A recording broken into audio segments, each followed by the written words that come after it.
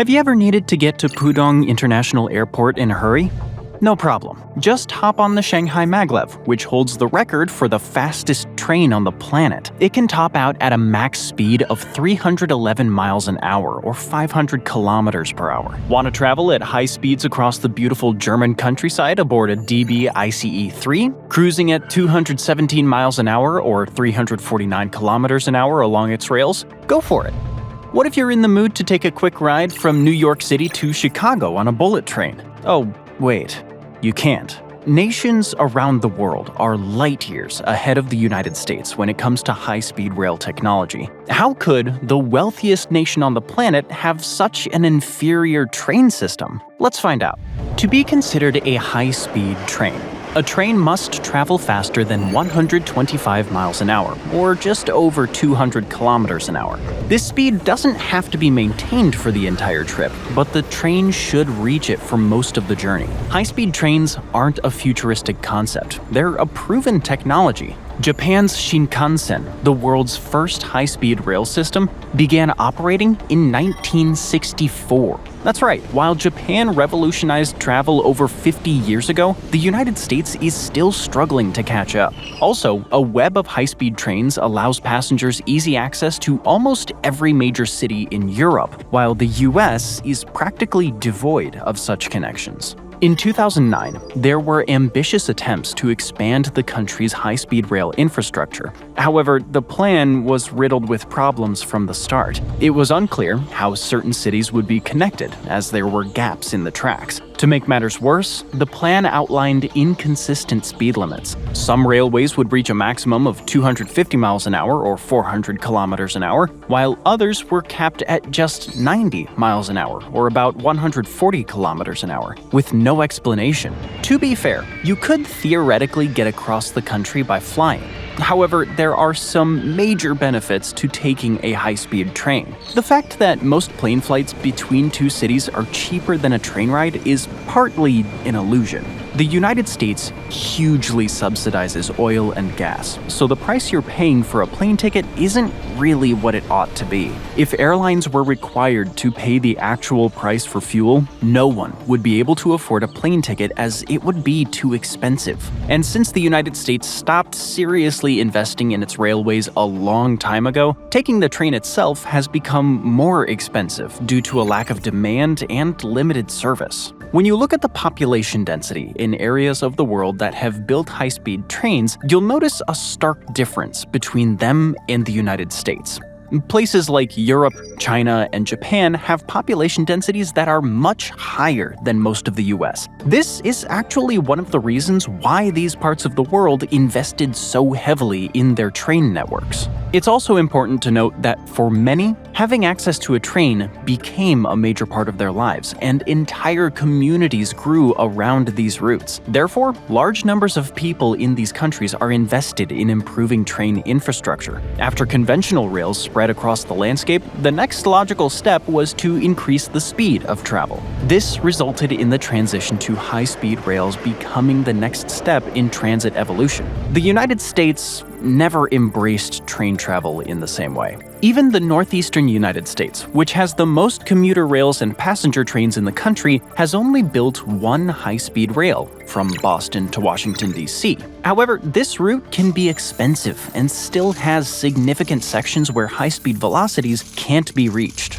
The most obvious obstacles to building a high-speed rail network in the United States are costs and logistics. Unlike simply purchasing new trains, constructing a functional high-speed rail system requires extensive groundwork. For starters, the US can't just buy high-speed trains and put them on the existing tracks, or lack thereof. The current rail infrastructure, including tracks and signals, is so outdated that it would need a complete overhaul to handle the demands of high-speed travel. On top of that, certain routes are just not viable for high-speed travel, as the landscape and curvature of the track would not allow the train to reach over 125 miles an hour, which kind of defeats the purpose of using high-speed trains. In order to fix the already existing problems with the US railway system and and build new tracks to support high-speed trains, the government must purchase resources, land, and pay workers a fair wage. The sad part is that the United States invests less in its own infrastructure than almost any other developed country in the world. Over 13% of the annual budget goes to the military, with over 47% of discretionary funds being allocated to the armed forces each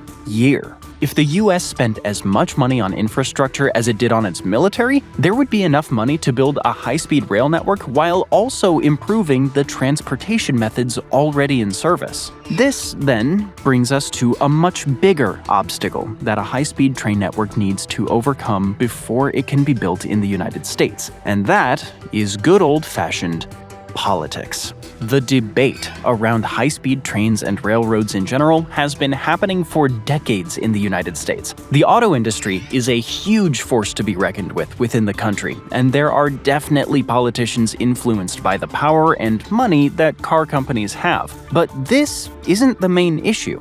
What it really comes down to is that the federal government is the only one who can draw up a high-speed rail plan and fund it. However, the battle surrounding state rights has stood in the way of constructing a high-speed train network ever since the idea was first proposed.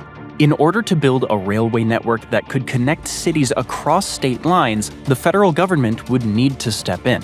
Unfortunately, every time the federal government tries to come up with a plan for an interstate railway, it gets pushback from state representatives who believe it's overstepping its role.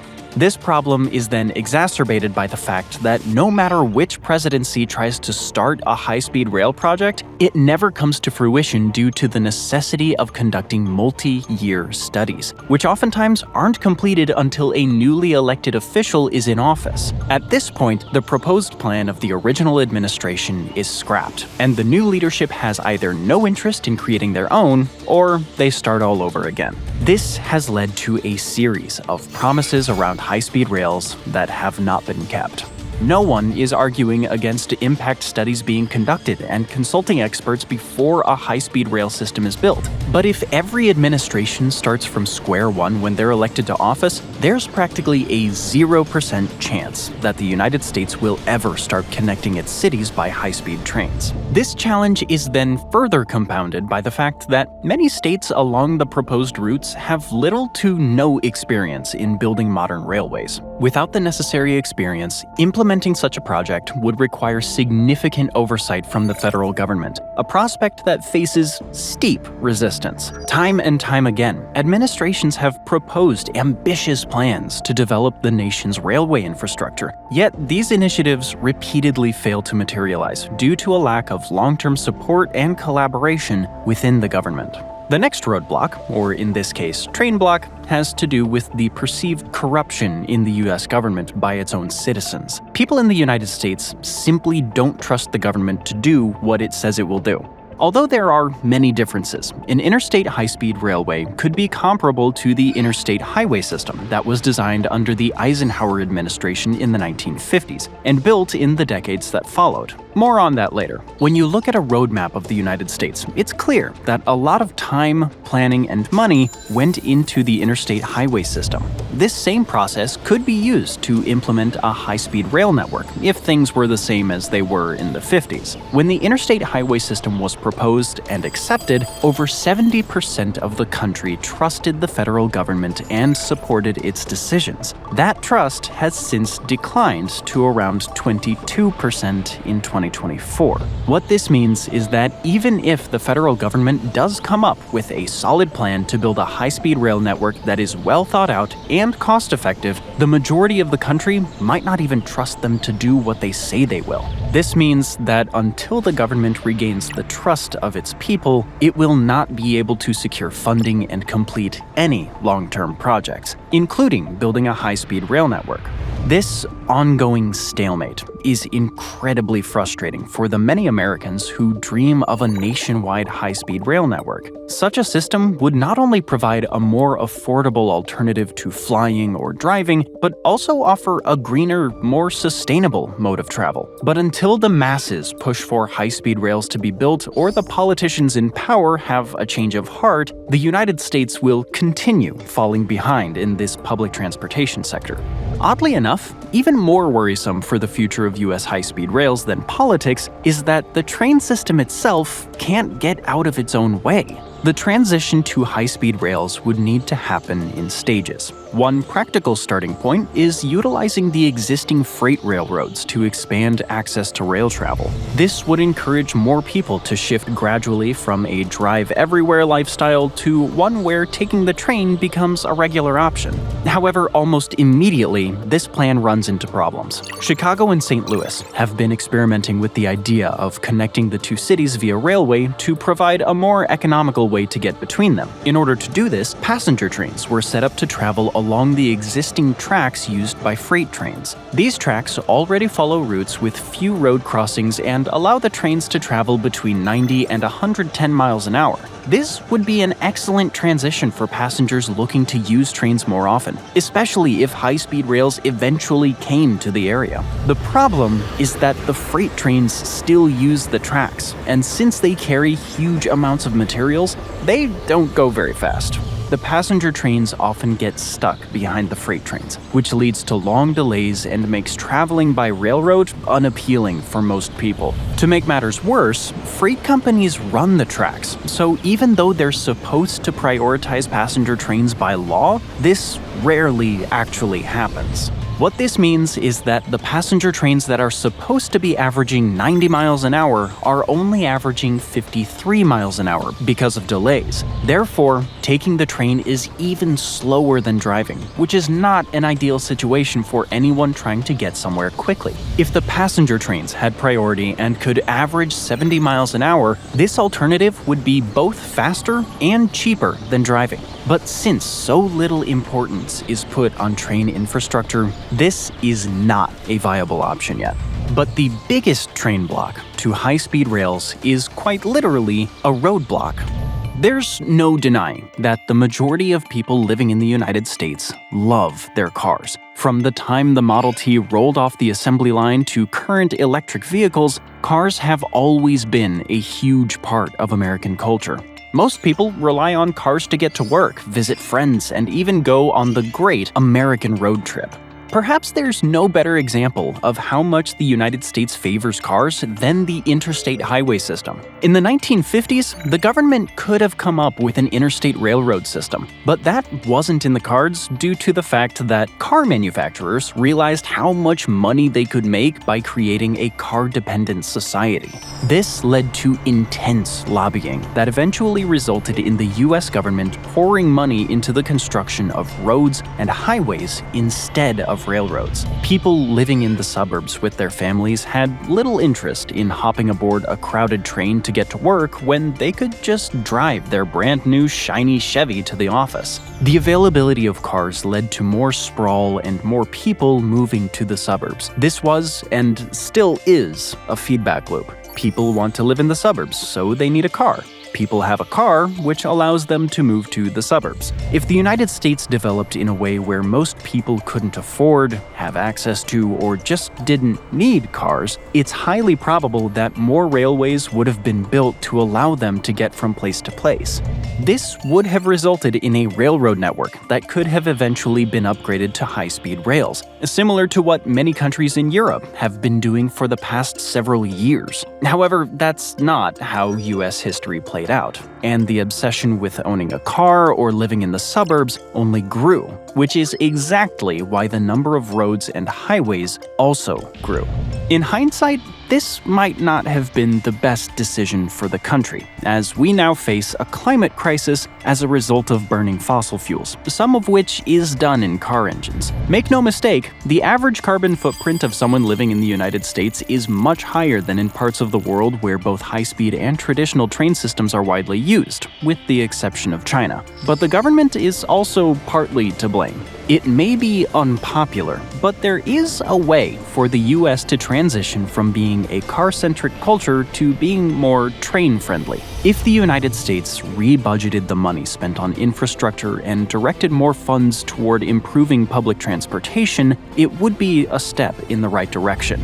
Rather than funding massive highway projects, the US could use that money to build more bike lanes and bus routes, both of which could lead to newly constructed high-speed train stations. Also, urban planning will need to shift to make US suburbs more walkable, so residents have access to public transportation and the things they need without having to hop in their cars to get there. In many countries, there are high taxes put on owning a car. For example, in Singapore, anyone who purchases a car must pay a registration tax on top of the purchasing price. This lowers the demand for cars and means more people advocate for alternative travel methods such as high-speed trains. And Singapore isn't the only country to heavily tax cars. Many countries in Europe place high taxes on owning a vehicle, and practically no other country subsidizes automobiles or gas at the same level as the US does. If the United States decided to increase the taxes for owning a car, this influx of money could be used to build an affordable high-speed rail system to carry its citizens across the country. As rail systems became more accessible, people would stop purchasing cars and start using public transportation more frequently. But US citizens have come to love their cars and the freedom they provide. Therefore, the government's only option is to make high-speed trains more appealing than traveling by car. In order for this to happen, the cost for riders must be low and the travel times must be shorter than driving. Until there is a shift in the mentality of most Americans, cars will reign supreme, and the government will have no incentive to change the country's current infrastructure. At some point, however, they may not have a choice. As urban centers grow and people become more conscious of their environmental impact, they may look for more sustainable travel methods. Perhaps in the future, this will lead to a growth in high-speed rails. Luckily, when we look at the data, there does seem to be hope for the United States when it comes to high-speed trains. According to recent polls, American voters overwhelmingly support investment and construction of high-speed rails. In fact, 60% of Americans would even support additional funding to get these projects moving. High-speed rail projects also have the backing of experts. Many railroad and civil engineers agree that building a functional high-speed rail network across the US is entirely feasible. However, achieving this goal will require significant government investment, collaboration between foreign and domestic companies, and a comprehensive restructuring of the existing rail system. In certain parts of the country, hope springs eternal, as high-speed rail projects have already begun. Currently, a high-speed rail is being constructed between Las Vegas and Los Angeles by the Brightline company. The idea is that the train will be able to carry travelers between the two cities in just under 2 hours. This is under half the time it would take to drive the same distance if there were no traffic, which, let's be honest, isn't a realistic expectation for LA. Brightline has also recently completed a high-speed rail project in Florida that connects Orlando to Miami, while also making stops in West Palm Beach, Boca Raton, Fort Lauderdale, and Aventura. Brightline stated that their Florida high-speed train carried over 258,000 passengers in the month of March, just a matter of months since the service launched. The train travels at a maximum speed of 125 miles an hour, with the trip between Orlando and Miami coming in around 3.5 hours. So, some high-speed rail progress has been made, but what about the future? If the United States doesn't want to just play catch-up, but instead wants to be a world leader in train transportation, what are the options? Climate change is the existential crisis of our time. However, a company called Wabtec may be leading a train revolution towards combating the industry's greenhouse emissions. Wabtec is experimenting with hydrogen-fueled trains that could replace the fossil fuel-burning behemoths that are currently in use around the world. That being said, many high-speed trains use electricity or magnetism, but internal combustion engines still make up a large chunk of the train market. Therefore, it might be worth investing in new technology that will allow trains to travel with much lower emission levels. Currently, the US produces an estimated 10 billion kilograms of hydrogen annually, equivalent to about 10 billion gallons of fuel. Studies suggest that powering the trains already traveling across the country would require only 3.1 billion gallons of hydrogen fuel.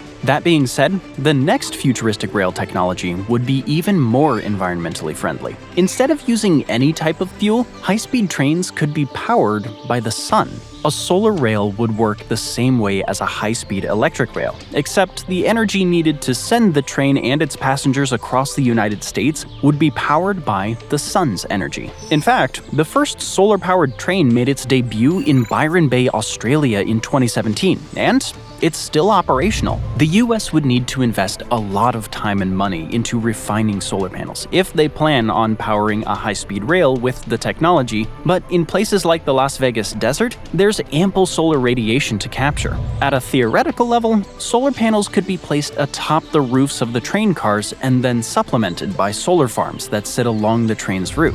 When looking at future train technology, it'll likely be a combination of factors that help the US achieve a high-speed future. Perhaps trains will use a combination of solar, renewable energy, and hydrogen to achieve speeds over 200 miles an hour. But what about reinventing the very idea of a train? A company called Priestman Good has envisioned a world with trains that can act as moving platforms. This concept is only in its infancy, and the idea is that individual slower trains would travel around a city picking up passengers and then dock with a high-speed train that would whisk them off to their final destination. But in the future, perhaps high-speed rails would allow people from one coast of the US to cross the country while specific train cars disengage at different points. Maybe a high-speed route from New York City to LA will have separation locations as the train approaches Chicago, Denver, or Las Vegas. The best part is that the people going to LA would never have to slow down. Finally, there's the Hyperloop, which technically isn't a high-speed train, but an extension of what high-speed rails could be. At a basic level, a Hyperloop is like a single train car inside a tube with almost no air, a near vacuum. The tube serves two purposes. First, since it's a near vacuum, there's no wind resistance or drag, allowing the vessel to achieve high speeds with less energy. The second is to reduce friction as much as possible. By doing both of these things, the Hyperloop train could travel at speeds of 700 miles an hour, which would get you from LA to San Francisco in about 30 minutes. The Hyperloop would use maglev technology, similar to the Shanghai maglev. However, with the addition of a vacuum-sealed tube, this technology would put the United States on the frontier of high-speed train technology. That being said, Hyperloop progress has stalled due to a number of factors, most having to do with high costs to low benefits. What it all comes down to is that if the United States wants to catch up to the rest of the world in high-speed train technology, it will need to spend a ton of money, time, and resources into updating its existing railway infrastructure. Then again, none of that matters if government officials can't get out of their own way and work together to help build a high-speed rail network. Thanks for joining me today. I hope you enjoyed the video, and if you want to see more videos like this, then please consider subscribing and turn on notifications. Really does make a difference. Thanks again, and I'll see you next time on MatPack.